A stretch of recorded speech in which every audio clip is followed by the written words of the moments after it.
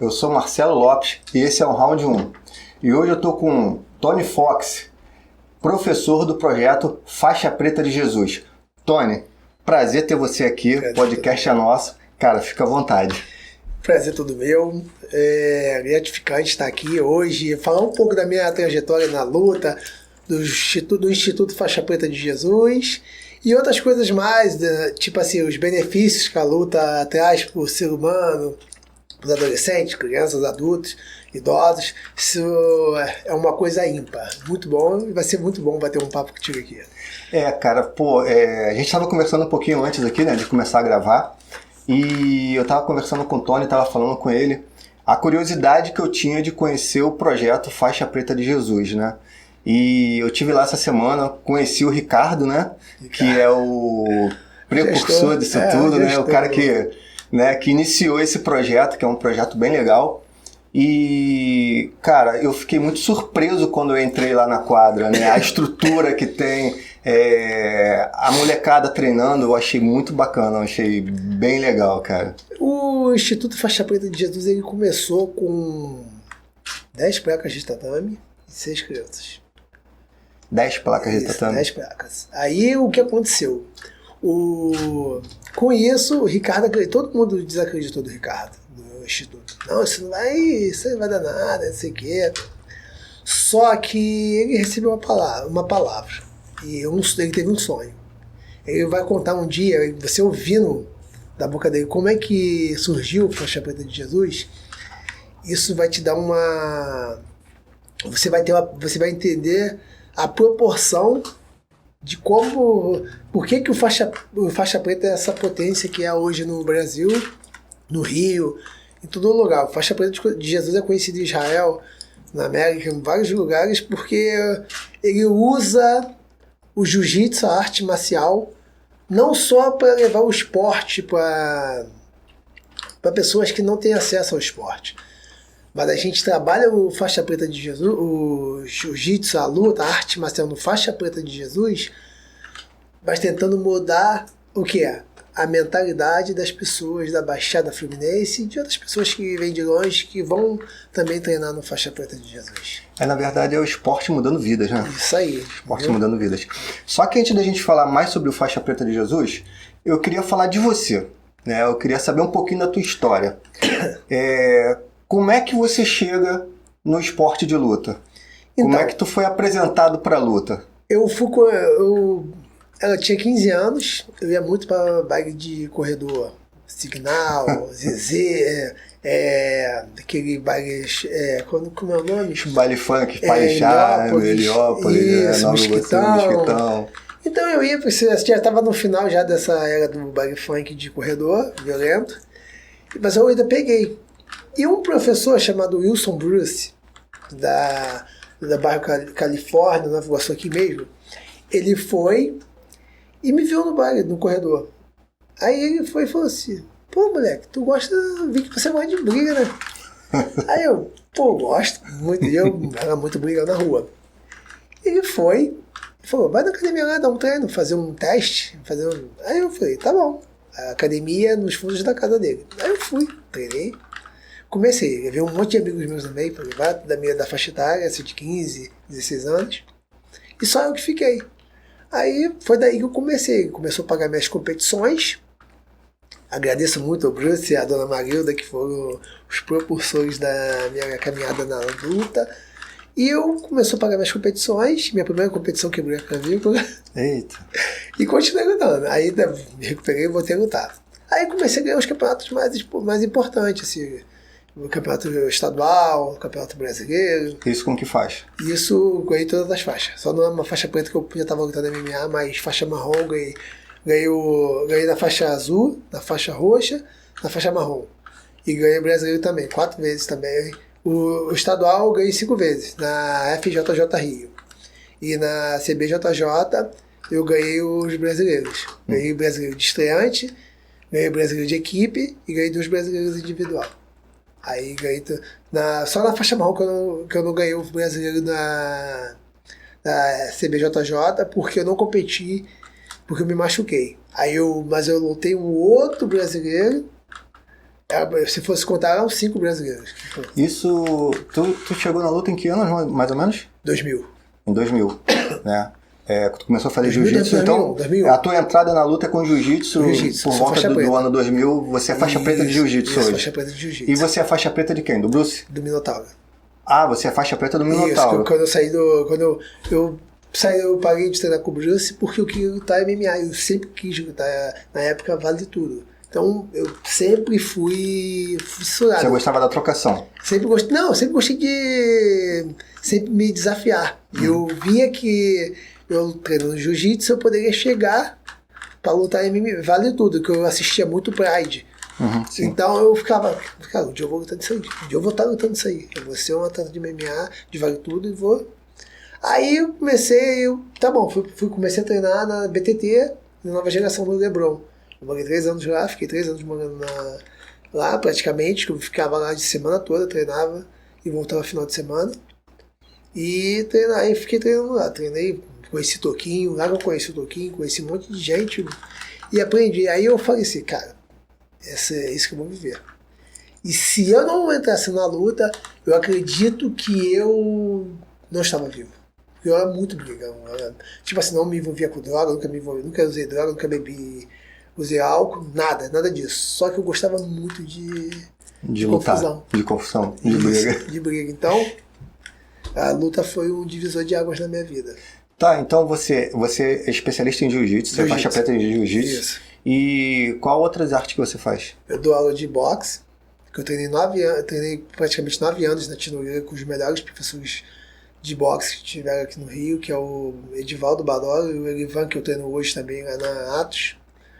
Então, o Edivaldo Badoro foi o cara que me ensinou boxe. Ele me ensinou boxe mesmo, boxe olímpico, ele foi até para as Olimpíadas também. Então, ele me ensinou muito boxe. Eu tenho um boxe muito bom para o MMA e eu treinei com muitos caras bons. Então, minha evolução foi muito rápida na trocação para o MMA. E o Elivan hoje também me ajuda. E o Vinícius Cruz, que é meu irmão, de consideração, mas só não nascemos da mesma mãe. Irmão de vida, né? Meu irmão de vida, que luta no ACA, é um atleta top, está entre os melhores lá na Rússia. E ele me refina também a parte de trocação. Que ele treinou muito tempo com o Anderson Silva. Ele foi espada do Anderson Silva. Porra, que legal. Entendeu? E no caso você prefere trazer pro chão ou você prefere a trocação? Quando você tá lutando no MMA? Isso. O meu Sherdog, que é o que? Onde está registrando todas as lutas, eu tenho muitas finalizações. Tem alguns nocautes, mas tem mais finalizações. Hoje no MMA você não pode ser só um. Sim. Fazer só ter você tem que saber trocar porque vai às vezes, eu vou usar até um exemplo aqui, Georges St-Pierre. O St-Pierre estudava o atleta que ia lutar, o adversário, e ele primeiro frustrava, igual o Joe Jones faz, frustrava o atleta na área dele, depois ele vinha impondo o próprio jogo. Aí daí ele ia fazendo o caminho da vitória. E hoje no MMA eu tento fazer mais isso. Se eu tiver que trocar a pancada com um cara que é especialista na trocação, eu vou fazer isso. Só que eu nunca vou sair da minha origem, que é botar pra baixo. Eu sou rapper, eu gosto de wrestling, tem um wrestling bom, e tem um judo bom, e tem o jiu-jitsu que eu amo pra caramba também, que é meu carro-chefe. Então eu sempre uso essa estratégia, porque como eu falo, eu uso o MMA. O MMA é a mistura de artes marciais e você tem que estar sempre inovando, sempre estudando para evoluir. Pô, e você falou de um cara que, na verdade, assim, eu era muito fã dele, né? Que é o St-Pierre. E você pegou o St-Pierre numa época que você era muito garoto, que você chegou a ver ele muito garoto, né? Como é que foi essa história? Tu gostava? Tu se espelhou nele? Eu gostava porque da frieza e da inteligência emocional e inteligência marcial que ele tinha. Ele não lutava, ele dava show normal, tipo assim, era uma coisa que acontecia natural dele. Ele não lutava para dar um show, igual o Anderson Silva. Sim. O Anderson Silva, o que ele fazia na luta, não era nem acho que 40% do que ele fazia na academia. Pra você ver o nível do cara. E o Georges St-Pierre, ele é um cara estrategista o tempo todo.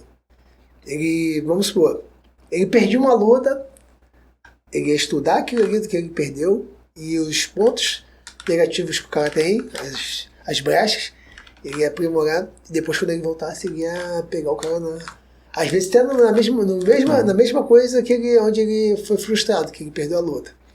Então, eu gostava muito dele, da inteligência dele. A inteligência do Georges St-Pierre não tinha. Acho que não teve, na minha opinião, não teve nenhum atleta assim, completo igual o Georges St-Pierre.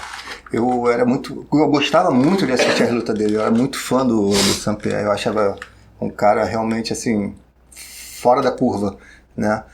O que você falou, a inteligência dele, né? E tu chegou a conhecer ele? Não tive o prazer de conhecer ele. Não tive, eu queria muito. Quando ele foi na Tiangueira, eu ainda não treinava lá. Aí depois que eu fui treinar, aí eu conheci outros atletas. Tive experiência de treinar com Anderson Silva, com o Pitbull, Patrício Pitbull. Pô, o Patrício Pitbull é um cara que eu tenho uma consideração muito grande, que todas as vezes que eu treinava com ele, mesmo eu sempre, começando, ele sempre me ajudava, até nos sparres também, com o Ronnie James eu treinei também, Jonas Belharino, que é do Bellator hoje, meu amigo pra caramba, meu amigo, se eu ligar pra ele, bato papo com ele, ele até fala, pô cara, só voltei a lutar por conta de você, que você me perturbou muito, que ele tinha parado de lutar. Eu falei, irmão, tem gente que tá no Bellator, eu fico muito feliz de ele falar isso pra mim, e que eu fui uma pessoa que fez ele retornar ao esporte. Cara, e como é que foi a experiência de... Tu falou que chegou a ter alguma coisa, um contato com o Anderson, né? Como é que é o Anderson, cara? O treino, Anderson. Como é que é treinar com o Anderson? Porque o Anderson é um cara que também é um outro fora da curva, né? Um cara diferenciado, né? O Anderson, ele é um nerd da arte marcial. Ele é um cara que estuda o tempo todo. Estuda muito, ele treina muito. E ele faz umas coisas que se você olhar, você fala assim, não, isso não vai acontecer, isso não funciona. Não funciona. Teve acho que foi Cage Rage, que ele nocauteou um cara com o cotovelo invertido. Ele treinava isso na academia, ele falou, eu não vi de boca de ninguém, e eu perguntei, quando eu tive o prazer de estar com ele, eu falei, pô, professor, como que você fez aquele... Ele falou, ficava treinando na academia, sozinho. Ficava treinando e saiu. Então ele tinha esse feeling de pegar um golpe, de modificar o golpe e adaptar o corpo dele, ao biotipo dele e dar certo. Ele sabia fazer, ele estudava muito a parte emocional. Eu não falei isso pra mim, mas eu percebi. O que eu percebi é que ele estudava muito a parte emocional de cada cara que ele ia treinar até chegar na luta. Uma coisa que me chamou muita atenção uma vez, que eu presenciei, foi o quê? Um amigo meu, estava treinando com ele, fazendo sparring, era o sparring dele para uma luta com, acho que o Chris Weidman, e o rapaz pegou uma chave de pé, de calcanhar nele. Tava nem apertando, ele foi e bateu. Aí o rapaz, Douglas, falou assim, pô Douglas, que é isso, cara? Antes, nem apertei. Ele falou, irmão, aqui é um ensaio. Aí chegou, na luta do Chris Weidman na primeira, aconteceu a mesma coisa, ele foi lá e saiu. Então ele tem esse diferencial. Tinha esse diferencial. Ele treinava muito técnico ao extremo. Uma técnica totalmente diferente. E uma observação aqui, essa semana eu assisti um vídeo, não sei se você assistiu, que ele falou uma situação, um cara falando sobre jiu-jitsu. Aí ele falou, o cara falou assim, eu sei que muita gente não vai concordar comigo, mas pra mim quem usou mais o jiu-jitsu no MMA foi o Anderson Silva. Eu vi alguma coisa, eu não cheguei a ver o vídeo, mas eu cheguei a ver alguma coisa sobre isso, sim. E se você parar pra analisar, eu concordo. Por quê? Ele até falou que o mestre Hélio falava isso, que você vê quando um cara é bom de jiu-jitsu, quando ele tá numa situação de perigo. E o Anderson, quando você percebia, quando ele estava na situação de perigo, você via que ele sabia os pontos para se defender e para atacar o cara por baixo fazendo jiu-jitsu. Eu sempre achei o Anderson um cara assim, muito. Agora me fugiu a palavra, mas ele era muito assertivo no que ele fazia, né? Teve uma luta dele que, assim, essa questão do jiu-jitsu foi aquela luta do Sonnen, que ele estava perdendo a luta, né? Eu acho que ele estava com a costela machucada, se eu não me engano, e ele finaliza o Sonnen. No finalzinho do 5º round, ele vai lá e finaliza, né? Ele finaliza o Sonnen nessa essa questão aí que ele falou, que você falou, né? Que você acabou de falar. O lutador de jiu-jitsu, ele é resiliente. Ele consegue se adaptar em qualquer situação que colocar. Ele pode estar atacando, ele vai ser resiliente. Ele vai estar sendo atacado, ele vai ser resiliente para suportar aquele sufoco. E isso é o jiu-jitsu. E ali o jiu-jitsu dele foi, foi assim, salvou a vida dele. Vamos botar assim. Ele tava perdendo a luta, ele ia perder aquela luta, então aos 45 do segundo tempo ele vai lá e finaliza o Sonnen. Entendeu? E a luta do Anderson Silva, a luta dele com o Vitor. Aquele chute que ele dá. Que aquele chute, né, no karatê que eu fazia, que era o Shobo-ryu, a gente falava tudo em português. É um chute frontal. Frontal. Né? É um frontal. E ele aplica. E aquele chute é um chute que você aprende na faixa branca. Né? E é um frontal que você. Ele não vai totalmente. Ele não vai na horizontal. Ele vai mais ou menos na. Ele vai só que ele vai subindo. Ele vai na vertical, ele vai tipo ele vai assim, ele sobe, entendeu? E ele é muito preciso naquele chute, né? E tem uma história que o Minotauro conta daquela luta que é muito legal, mas enfim, que o Minotauro fala que o Minotauro foi pegar ele dentro de um shopping, faltando tipo algumas horas para ele ir pro local da luta para poder disputar, né? E ele tava ali fazendo compra e tal, e o Minotauro fala que não, ele falou que o Vitor vai andar errado e quando ele andar errado eu vou pegar ele, né? Então o cara assim, sensacional, né? Você vê o nível de capacidade cognitivo de luta que o cara tem. É surreal. Uma coisa assim, muito fora da curva. Muito. Eu sou muito fã dele. Sou muito, muito fã. Porque ele tem uma coisa que todos os atletas de alto rendimento, os campeões, têm, que é o quê? Frieza emocional. Ele é muito frio emocionalmente. Ele tipo assim, mentalmente ele é muito frio. Ele é muito. Ele analisa tudo. Pode ver que todo round dele ele tá sempre perdendo. Ele perde o primeiro round, porque ele estuda o cara todo dia ali no meio da luta, sente o cara, vê que o cara é bom, aí depois ele começa a soltar. Isso aí é um cara, você vê que é totalmente diferente dos outros. Então, irmão, voltando agora um pouquinho pra você, queria que tu me falasse essas suas andanças aí nos MMAs. No MMA, o que quais são os campeonatos que tu participou? Eu já lutei no ACA 2 vezes, só que eu não tive um bom resultado. A última vez eu lutei foi no começo do ano, no ACA. Eu tomei uma mão e caí, mas eu estava bem treinado, estava muito bem treinado, não posso falar que eu estava bem treinado. Só que mexeu, aí que entra a parte que eu estava te falando, porque a parte emocional. Eu não estava bem emocionalmente. Comecei a escorregar dentro do octógono, não sei porquê. Comecei a escorregar. Tipo assim, meu dedo pico. Eu caí, tomei o chute e caí. Eu, tipo assim, eu fui pra cima, fiquei muito travado. Tomei um golpe e caí, apaguei. Um golpe de encontro do russo. E isso foi o efeito contrário. Não foi, tipo assim, não me desmotivou, me motivou mais. E eu já lutei na Itália, fui campeão. Eu lutei 2 vezes na Itália, ganhei a cinta do maior evento que tem lá, o Veneto, que já mudou muitos atletas para o UFC. E vou voltar agora ao UFC, aqui no Brasil mesmo. Já estou em contato também, já estou negociando também com outros eventos fora do Brasil. E tamo indo. E tô pensando em voltar a competir jiu-jitsu. Que legal. Jiu-jitsu... De pano ou sem pano? De pano. Eu gosto muito de jiu-jitsu de pano, mas sem pano, se tiver uma boa competição também, eu vou com o meu treinador de wrestling, é professor de luta livre, o Wellington Silva, que foi da seleção há muitos anos de wrestling. Tá até aula no Instituto Faixa Preta também. E ele me cobra muito. Pô, volta a competir, cara. Vamos competir luta livre, wrestling. Aí eu falei, pô, professor. Aí eu tô pensando em voltar.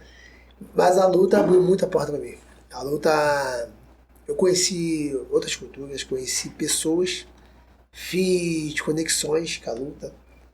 E hoje eu vivo da luta. Hoje a luta é a minha profissão. Sou personal fight e dou aula de coletiva também no Instituto Faixa Preta de Jesus, ajudo na coordenação também lá. E a luta me ensina, não sei se eu te falei, eu dou aula também para menores infratores, entendeu? Também lá no Instituto Faixa Preta. Aí depois a gente vai conversar sobre Faixa Preta E agora, continuando falando de você, você se sente bem lutando em qual categoria? Eu luto de 66, mas eu preciso de 2 meses.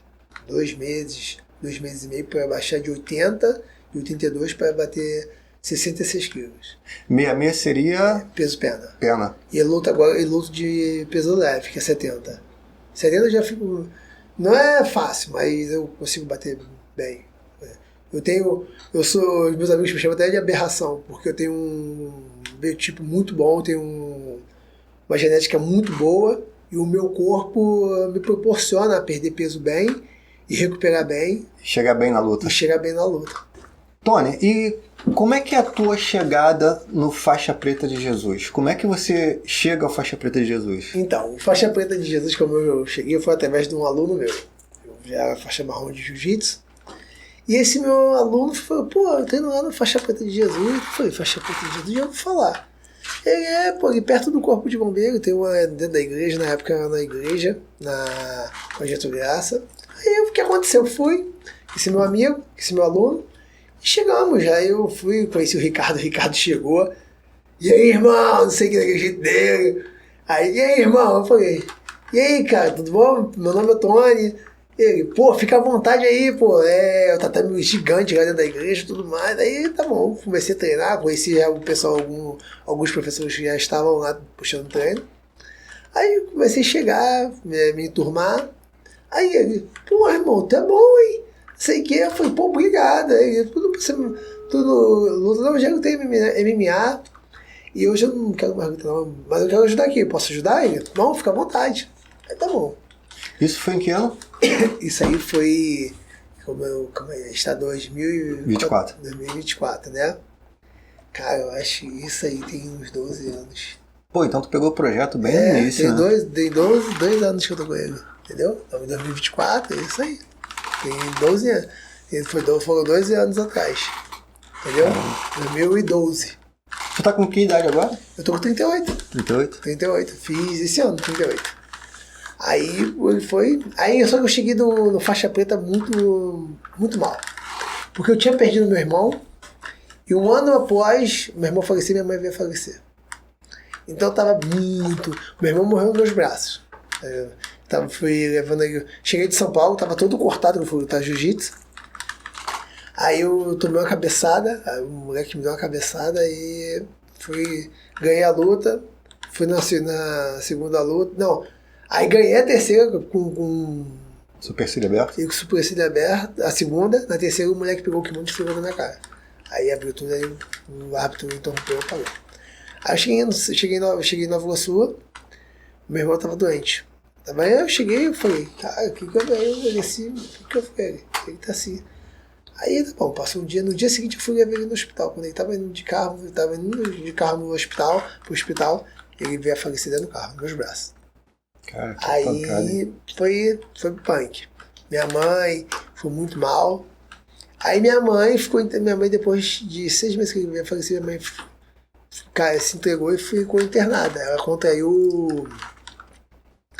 contraiu tuberculose. Aí só que ficou um grau muito alto. Porque minha mãe só tinha um pulmão. Aí ela foi pro hospital, não sei se você conhece um hospital que tem em Jacarepaguá.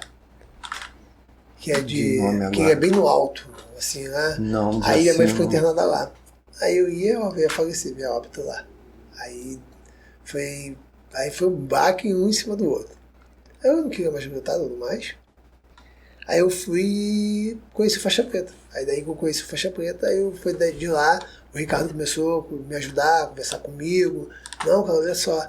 Aí depois eu fui, conheci o Minota. O Ricardo, eu tava pensando em voltar já a treinar, competir jiu-jitsu.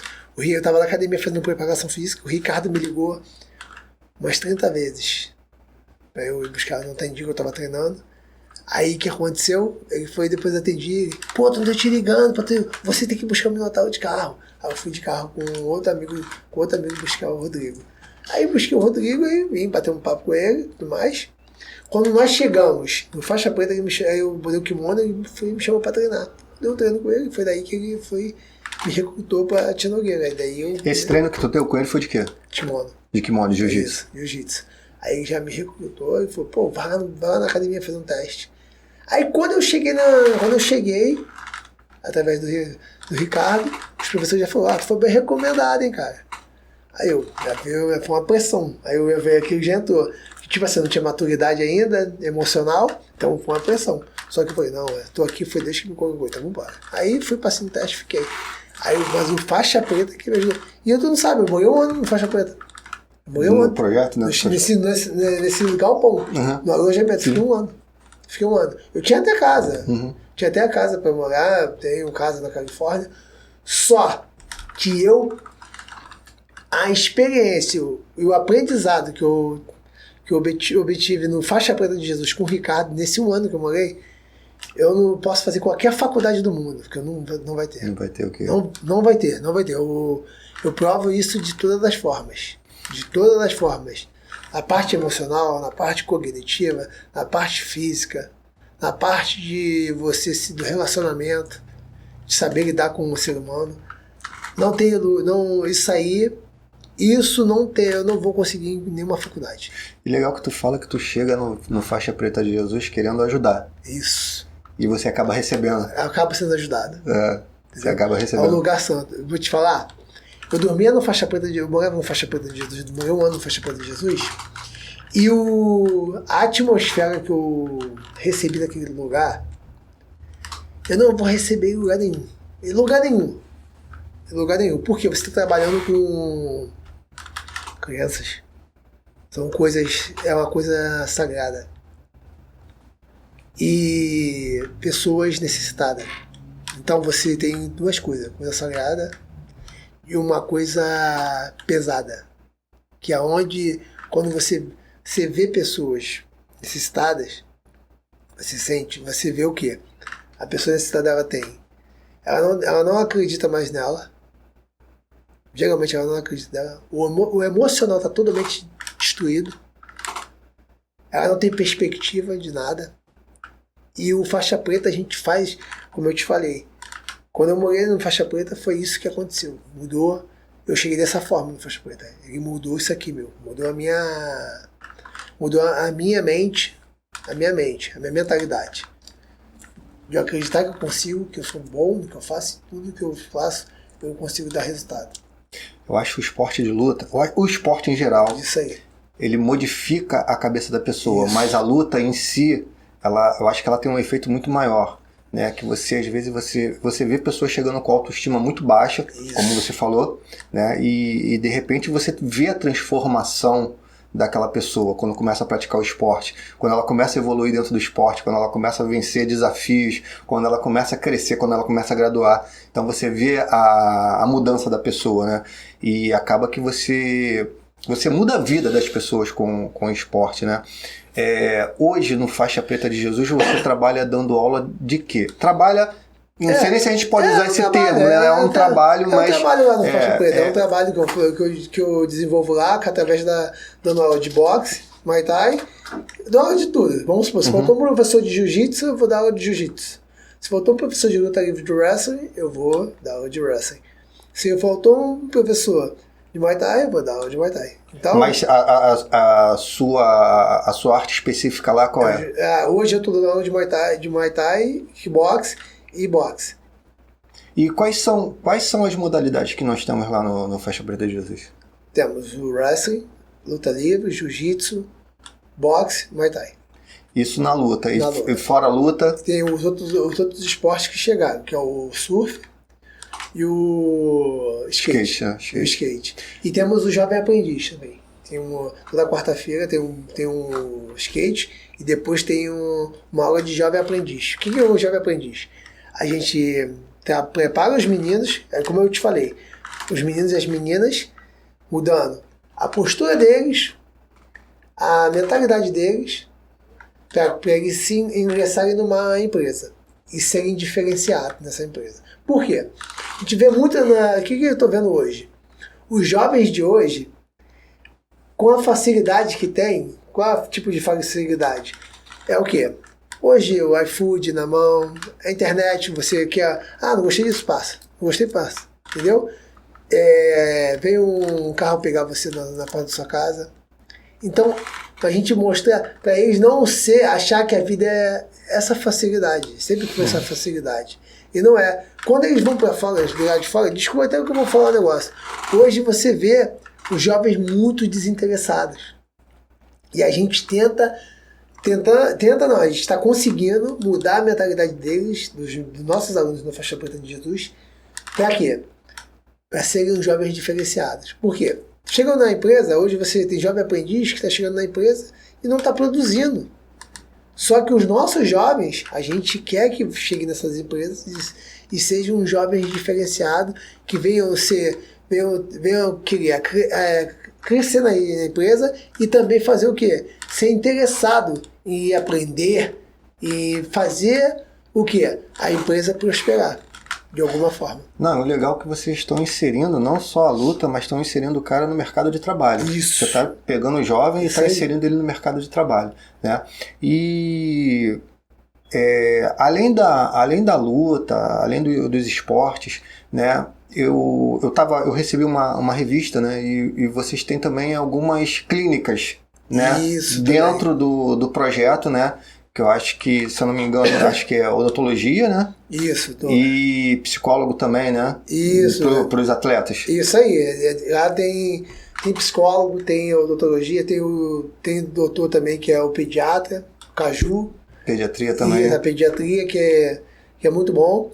Mas tem uma coisa que é mais importante de tudo, além disso aí, que é o quê? Alimentação. Sim, que legal. Eu ia falar sobre isso, eu ia te perguntar sobre isso. É muito importante, por quê? Chegam lá, as crianças chegam de manhã, tomam um café da manhã, antes de treinar, após o treino tem o lanche, isso na parte da manhã, e à tarde tem o almoço. As crianças que ficam lá.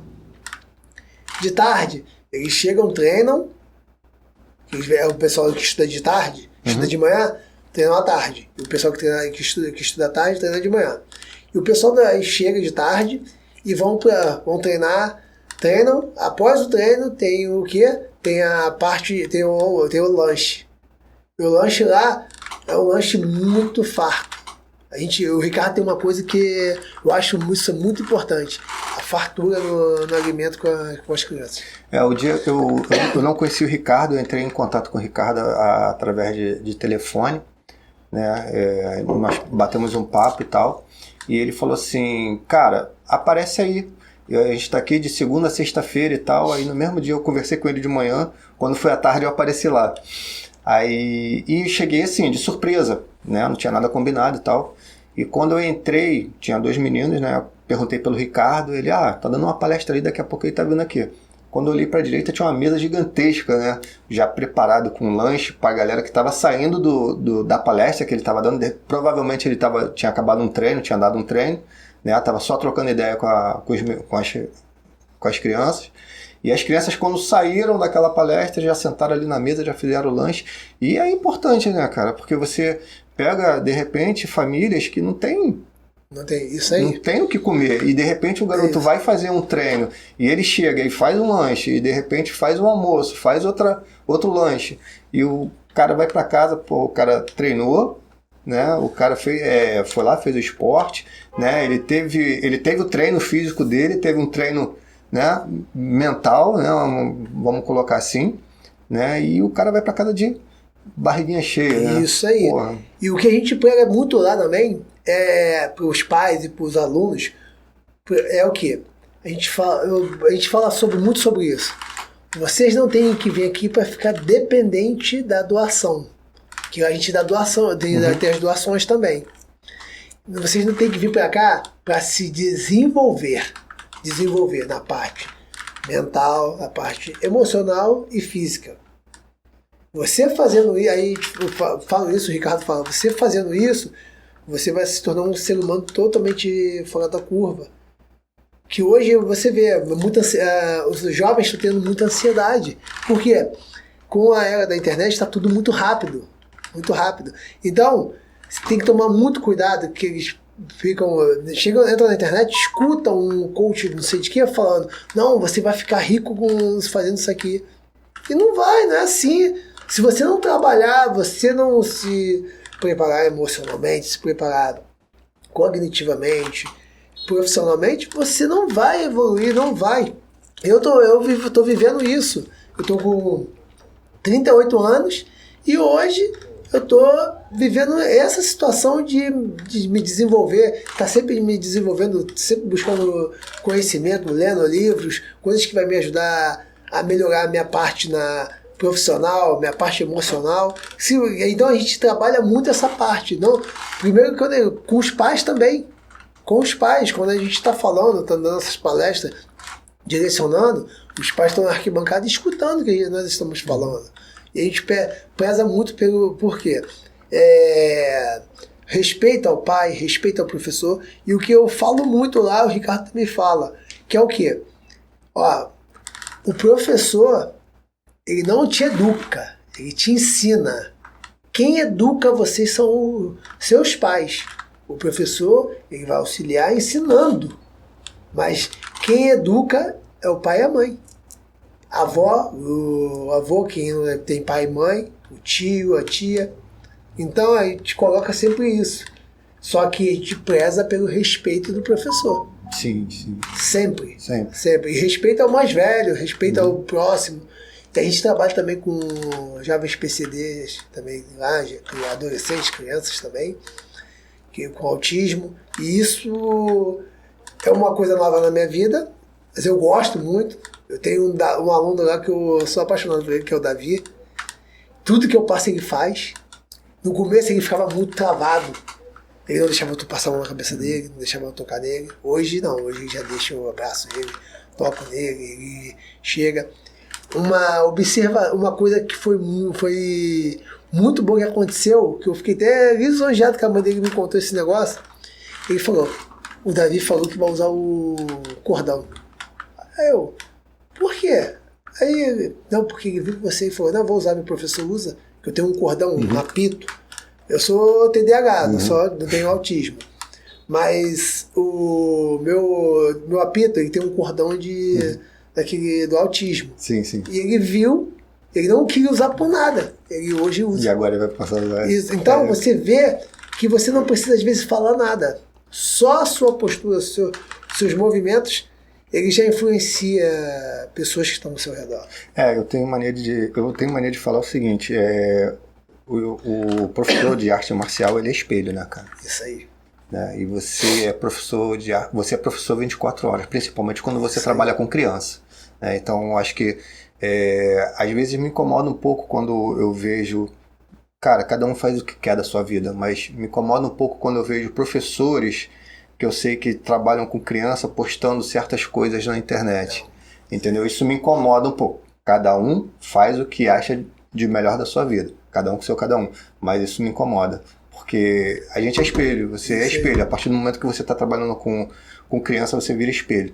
E trabalhar com criança é muito legal, né, cara? Muito. Gratificante. É um retorno que eles dão que, cara, não tem preço. Você sabe que aquilo ali é sincero. É sincero. Né? É isso aí.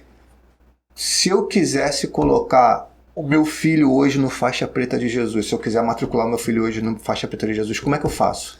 Então, Nós abrimos sempre as vagas.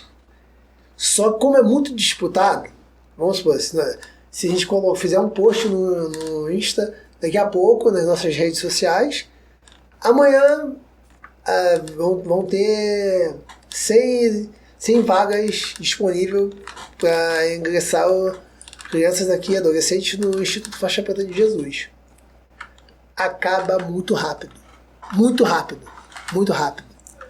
Porque o que acontece? Abril tem que já ir direto. E é a partir de 8 até 18 anos. Vocês trabalham com atletas de 8, com pessoas de 8 a 18 anos. De 8 a 18 anos. Então, é muito disputado. Então, abril, as pessoas já vão procurar. Então, aí a gente fica até meio triste, porque não tem como absorver a quantidade de pessoas se pudéssemos, o Ricardo botava 2, 3 mil pessoas lá. E em breve, o Ricardo está indo para outro espaço. E outro espaço vai ser isso aí. Papo de 2 mil pessoas. Pô, que legal. Entendeu? Então, o Ricardo é um cara visionário. Não sei se você sabe, o Ricardo é analfabeto. Não. Ele é analfabeto, ele fala para todo mundo. Ele fala, eu tô falando isso aqui porque ele não é uma coisa velada, né? Ele mesmo. Ele fala, só que ele fala, eu não sei escrever, mas sei fazer. Pô, e sabe mesmo. Que bacana. Sabe fazer. Eu sou prova viva disso. Eu vejo. Tudo aquilo lá, aquela organização que você viu no Instituto Faixa Preta de Jesus, saiu tudo dele. De dentro dele. E ele que organizou aquilo tudo. Ele, daquela forma que foi. Ele visualizou e colocou em prática. Pô, que bacana. A gente estava conversando sobre os atletas, né, do Faixa Preta de Jesus. Você falou que vocês recebem de 8 a 18 anos. A partir dos 18 anos, se você tem um atleta e ele quer continuar treinando, qual é o procedimento que vocês fazem?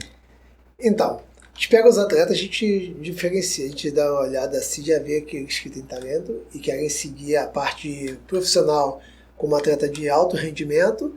E tem os alunos que querem praticar só uma atividade física, mas querem seguir jovem aprendiz, entendeu? Querem seguir uma outra vertente do próprio projeto que existe, que é o Jovem Aprendiz e outras coisas mais. Então, eu, o Ricardo e os professores, a gente estamos se reunindo de vez em quando para a gente já começar a ter uma ideia de voltar com um time profissional e criar também um time do Faixa Preta de Jesus para a gente direcionar os atletas para ser atleta de MMA, de jiu-jitsu. E conforme chega um tempo que a gente está vendo que o espaço a estrutura já não está fornecendo o que o atleta precisa para ser um campeão, tá batendo junto, de alto nível junto com os outros atletas que estão disputando também, a gente direciona uma academia que é mais voltada para isso. É como se o atleta chegou no teto, chegou no topo, aí você pega e direciona o cara. Para ele continuar em evolução até chegar no objetivo. O objetivo dele que é ser campeão, ser reconhecido como uma referência no esporte. Então a gente tem essa estratégia. Pô, bacana.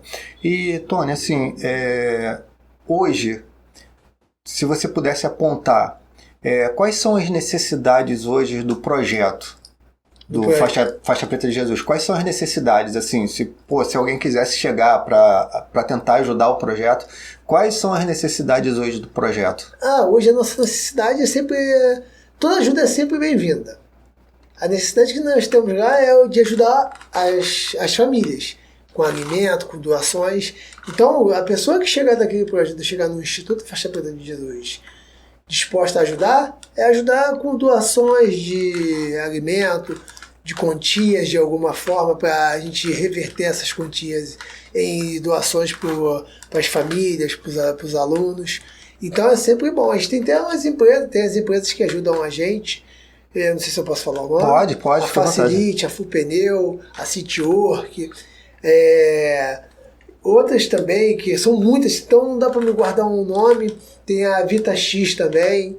que ajuda na parte também da odontológica com as crianças. Então a gente tem muitos parceiros, mas quanto mais parceiros vir, dá pra gente angariar mais recurso para ajudar mais famílias. E com isso a gente não tem um teto. Não tem um teto tipo que a gente só pode ajudar aqui. Não. Quanto mais recursos chegar de apoio, mais famílias vão ser contempladas com as nossas doações, mais alunos vão ser contemplados com o esporte, com lanche, com outras coisas mais. Ah, legal. E se tiver um empresário, tiver a fim de colaborar, tiver a fim de ajudar, depois a gente vai colocar lá no final da entrevista, a gente vai estar colocando lá o telefone, vai estar colocando lá o Instagram de vocês, tudo direitinho. Poxa, isso é muito então bom. Quem quiser, é só entrar lá e entrar em contato. É sempre bom, toda ajuda é sempre boa. Nós precisamos muito e os alunos e as famílias precisam também muito. Você tem noção hoje de quantos atletas tem no Faixa Preta de Jesus? Uns 500. 500 alunos. É um número significativo, né? Isso aí. Tem dia que de aulão bate, quando você fala aulão, o quê? A gente só tem uma aula, um treino, um período do dia. Bate 250, 300 alunos no tatame. Isso no aulão? No aulão. Todos os professores. Com todas as modalidades. Isso, 200, 250, 300 alunos. Cara, que legal, entendeu? Que bacana. E tem com mais doações, chegam, entendeu? Muita gente.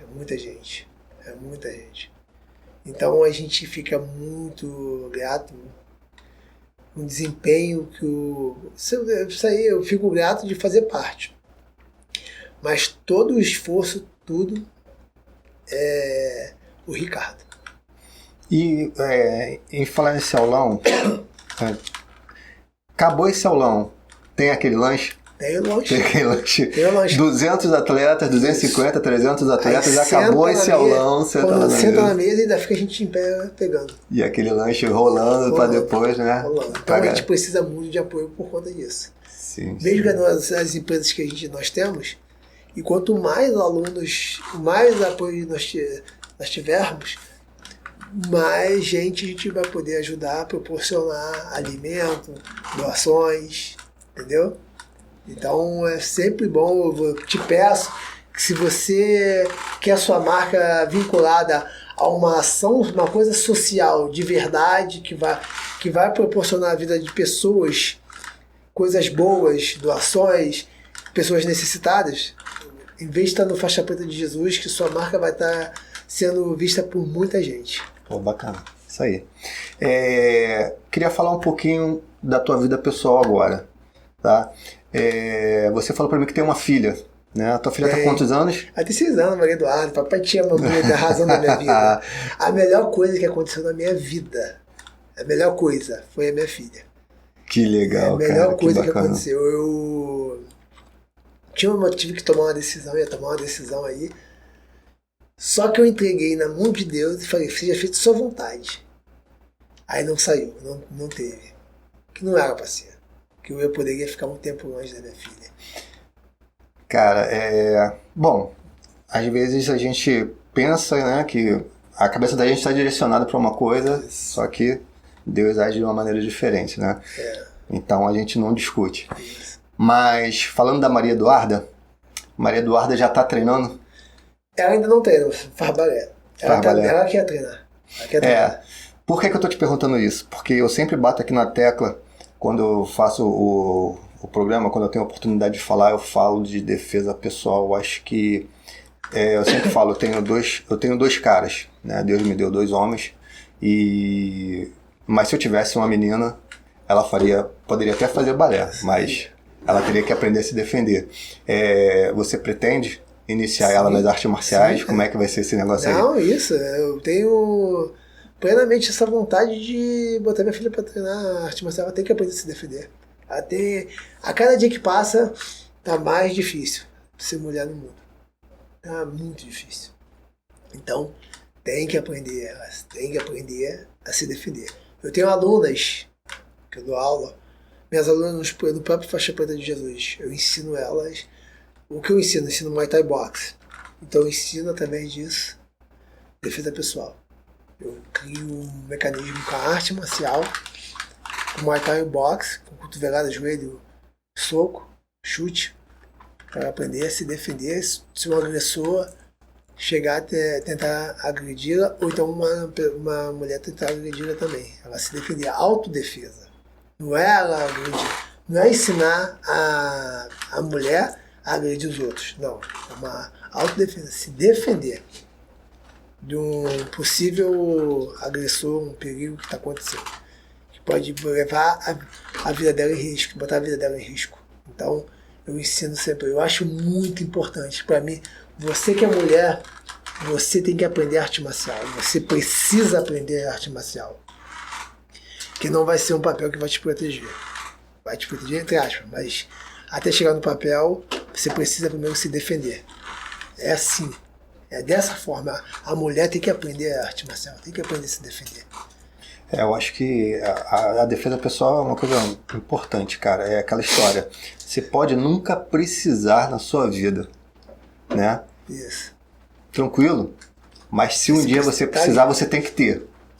Né? Tem que estar guardado. Né? Você tem que botar pra fora. É como se fosse uma reserva. É, isso aí. Uma reserva financeira. Isso. Você tem uma reserva financeira guardada.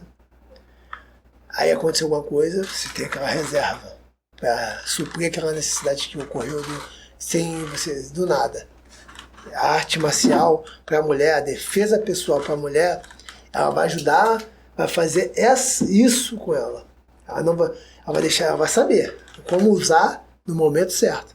E quando chegar esse momento, ela já vai saber o movimento que ela vai ter que fazer para se defender. Isso. Agora, a gente falando sobre essa questão da mulher saber se defender e tal, eu trabalho fotografando muito na beira do tatame, fazendo competição de jiu-jitsu, de capoeira, enfim, de várias artes marciais. E eu vejo uma quantidade muito grande de homens em relação à maioria de homens em relação a mulheres, né? De praticantes. Lá no Faixa Preta de Jesus, como é que é? Tem como você mensurar se é 50-50, se é em relação a homens e mulheres? Eu acho que lá vamos supor, eu acho que é uns 40-60. São 60% homem e 40% mulheres, né? Isso, 60% homem e 40% mulheres, e meninas, adolescentes, entendeu? Então, eu acho que vai ser mais. E sem dizer que nós temos também um trabalho lá também, tem um programa chamado Desempoderadas, já para as mulheres já acima de 18 anos. Que aí legal.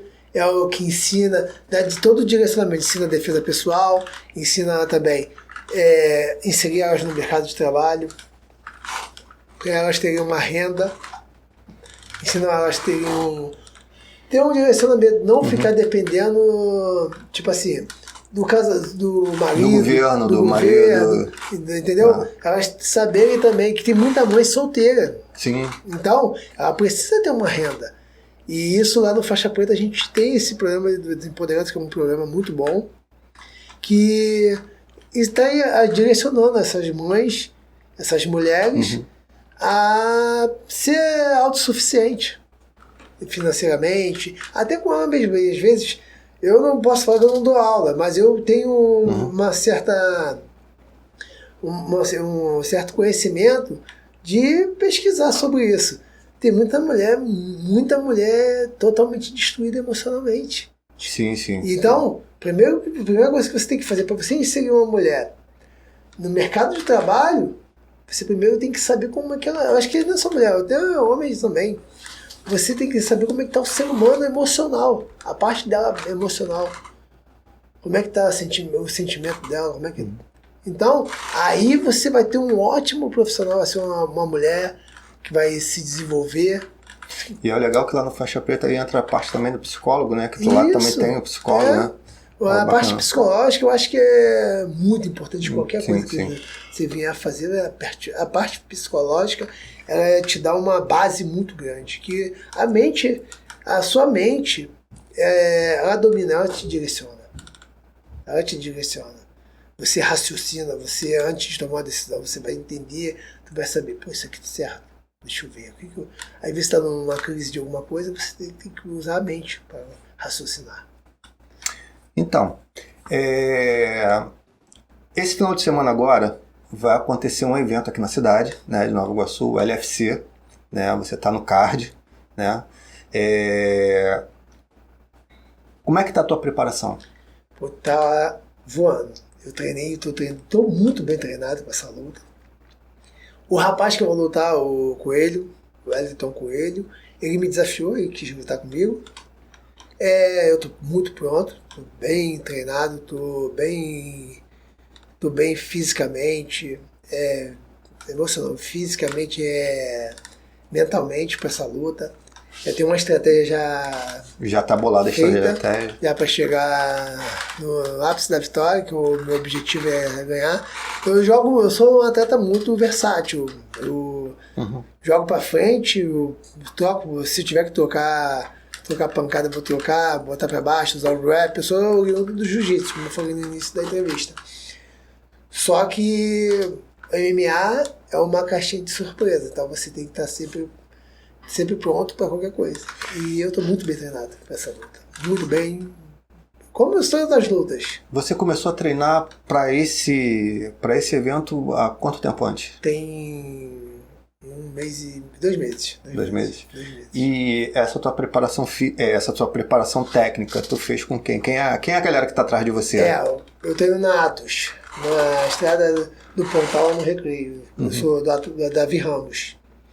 E tem o Casquinha, tem o mestre Laerte Barcelos, o próprio treinador Elivan, o Vinícius Cruz, que é o meu treinador-chefe, que ele é meu irmão. Então, quando eu tô com luta marcada, ele que monta a minha estratégia todinha. Então, eu tô muito, e tem o meu preparador físico, que é o Tony, Coach Tony, da Black School, lá de Belfort Roxo. E eu tô muito bem treinado. Tô numa fase da minha vida que eu tô com 38 anos, só que eu tô muito bem, não tenho lesão, não tenho nenhuma cirurgia. Não, tenho uma cirurgia, eu falo nem que cirurgia, foi uma artroscopia que eu fiz no menisco, só que eu não tenho lesão séria assim de ligamento, nada. E eu tô muito bem fisicamente, tô muito bem na parte física, porque eu me cuido muito. Eu me cuido muito na parte física, para eu ter uma boa performance. Que eu já não sou mais um menino, então eu luto com meninos de 20 e poucos anos e eu consigo de igual para igual com eles. No Jiu-Jitsu já seria Master 2, né? Isso aí. No Jiu-Jitsu já seria Master 2. Isso aí. Então você tá indo bem pra luta, né? Você tá indo, tranquilo. Eu queria te fazer uma pergunta em relação à perda de peso, né? Você sofre para perder peso? Quando é para 66, eu bato peso muito bem. Eu tenho um metabolismo muito bom. Só que toda perda de peso é muito complicada. Porque você faz um efeito sanfona no seu corpo que, se você não tiver treinado, o seu corpo preparado para aquilo, pode acontecer de você não bater o peso e não recuperar bem e não estar bem para a luta, se você não tiver treinado. Mas como eu estou treinado, já faço isso há muito tempo, eu sei, as pessoas botam muito na cabeça assim, não tem que comer. Não, você tem que comer, você tem que reduzir. Você não tem que deixar de comer, você tem que reduzir um pouco as coisas que você come. O que? Carboidrato, aí para você baixar o peso. Aí depois tem um corte de quê? Na sauna, que é a desidratação, que é uma coisa mais agressiva. Então, para isso, você precisa estar treinado, tá bem, com o seu corpo muito bem, para você fazer esse sacrifício. E esse teu corte de peso, você tem a ajuda de uma profissional? Tem a Valesca Silveira, que é daqui de Nova Iguaçu mesmo. E ela, tá comigo já há 10 anos, já há muito tempo. Ela me ajuda muito. Já te conhece já?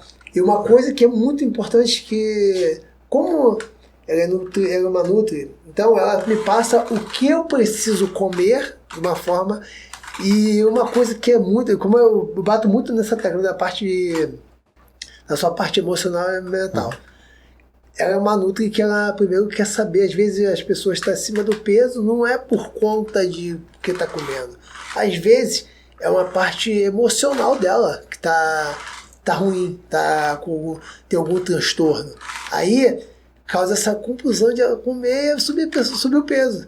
Então, ela controla primeiro isso, ela primeiro vai saber como é. Até comigo mesmo, sendo atleta. Ela conversa comigo, ela vê minha mente, vê como é que eu estou mentalmente, e em cima disso, e ela fala assim, você sabe o que tem que fazer, eu só vou te passar os alimentos corretos para você ter um bom corte de peso. E essa tua preparação para essa luta, você estava treinando em média quantas vezes por dia? Como é que estava teu treinamento? Eu treino 3 vezes ao dia. Tinha dias que eu treinava 3 vezes ao dia. O que eu faço? Vou te falar minha rotina. Treino na segunda, aí treino 3 horários no dia. Na terça, 2. E na quarta, eu treino só de manhã. E à tarde e à noite eu não faço nada. Que é a hora que eu recupero meu corpo. Para quinta-feira eu voltar à minha rotina de 3 treinos no dia, 2 treinos no dia, porque eu também dou aula também, então hoje não dá para o atleta só ser uma única coisa. Só atleta de manhã, não. Você tem que saber se desenvolver como gestor, como negociador, tu ser influenciador na tua rede social. Então hoje não dá para você só ser uma única coisa. Sou só atleta. Não. Hoje não dá. Hoje o mercado não pede isso. Hoje ele te pede um monte de coisa. Então minha rotina é muito pesada. Só que eu já acostumei com isso. Já consegui adaptar essa rotina ao meu cotidiano. E hoje eu tenho uma vida muito puxada. Treino de segunda a sábado. Domingo, às vezes que eu treino de vez em quando, domingo, mas quando eu tô muito cansado eu não faço nada domingo. Até porque descansar também é treino, né? Isso, por isso que no meio da semana eu dou essa quebrada. Só treino de manhã e no resto do dia eu vou ler, vou estudar um idioma, vou fazer alguma coisa mais saudável, mas que também não vai puxar também, sugar minha mente. Porque não adianta também meu corpo tá descansando, mas minha mente tá. Aí eu às vezes estou cansaço emocional, cansaço mental. Tony, infelizmente, né, a gente tem 1 horinha de programa, nosso programa está acabando, né, estamos chegando ao final. Foi um prazer te receber aqui, cara, o papo foi muito legal, estou muito feliz com o que rolou aqui hoje e te desejo toda sorte lá no sábado, né? Vou estar lá presente lá, vou estar lá feliz né, de saber disso. Se puder, vou tentar fazer lá umas fotos lá bacanas. É sempre bom, E vai ser um prazer te ver lutar. Irmão, muito obrigado. Fica à vontade, se quiser despedir aí da galera, quiser mandar um abraço para alguém, tá? Então, eu agradeço pelo convite, foi muito produtivo, agradecer a toda a produção, toda a equipe e mandar um abraço pro pessoal que está assistindo.